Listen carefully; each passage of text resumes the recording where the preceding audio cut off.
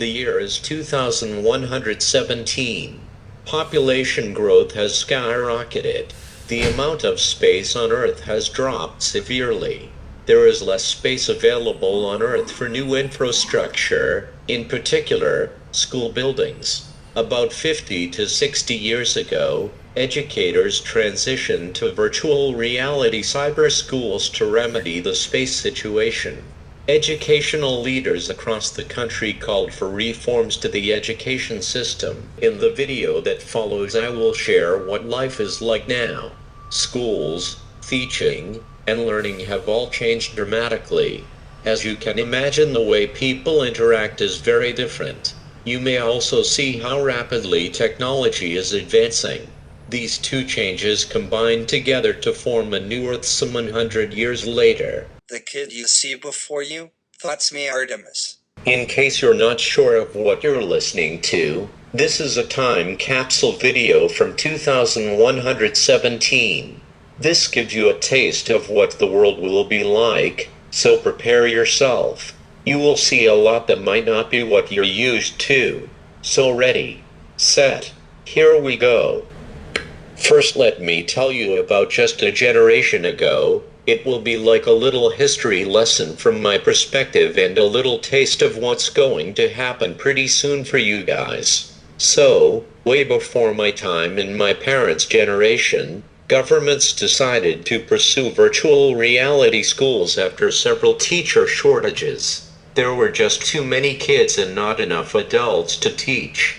The teaching profession was no longer a sought-after career. There were many protests and boycotts because teachers were not paid enough for their work. Governments across the globe thought that remote-based schooling would be a way to teach students more effectively with little to no monetary cost. This would take away their need for teachers. For a while, people were very excited about this opportunity. Everyone thought that because students already did so much online, they would love this alternative. It seemed like the perfect idea.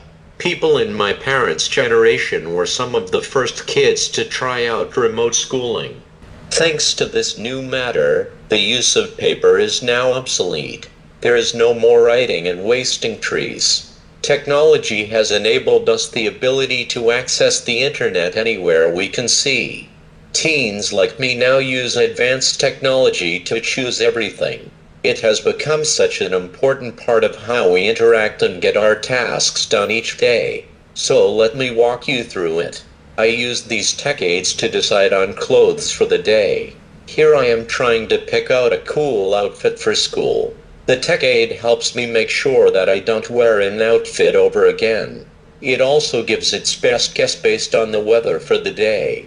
This makes getting ready for school so much easier. There has been so much progress in 3D printing and food engineering. As you can probably imagine, 3D printing technology really advanced over the last several decades. Now we use it for everything, basically all of our meals. By 2117, scientists were able to print different arrays of food with nutritional value to combat teen obesity and other food disorders. I can adjust the nutritional value of all my favorite foods without losing the taste. Something as sweet as cake would have the same nutritional value as 3 cups of broccoli. I am so happy because this means my tongue doesn't taste the difference. Now I want to give you a sense of my day during and after school. I am sure this will be really different for you. Here I am using what we call an Onimo. An Onimo is a device to help compartmentalize the information that is in your head. It is similar to the personal assistant devices people used to use a long time ago. My parents and teachers tell me that classrooms have undergone a massive change as well. Instead of assigned seating, classrooms are built like miniature and individualized cafes. After a few pilot modules in schools in other countries, researchers found that the structure of a room boosted students' morale and relieved some of the stress and anxiety from closed-in spaces. This gives students freedom, space, and independence. Students can now sit at a long wooden rustic table or a sleek metal table. If you ask me, the This setup promotes a lot of discussions and further collaboration amongst the students. Now this is best part of the day. For recess play and sports I can choose between augmented reality gym or VR exploration. Here I am demonstrating the virtual reality sports edition.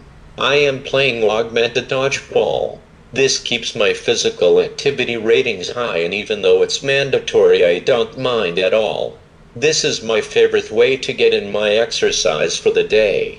There are a lot of virtual reality scenes to choose from.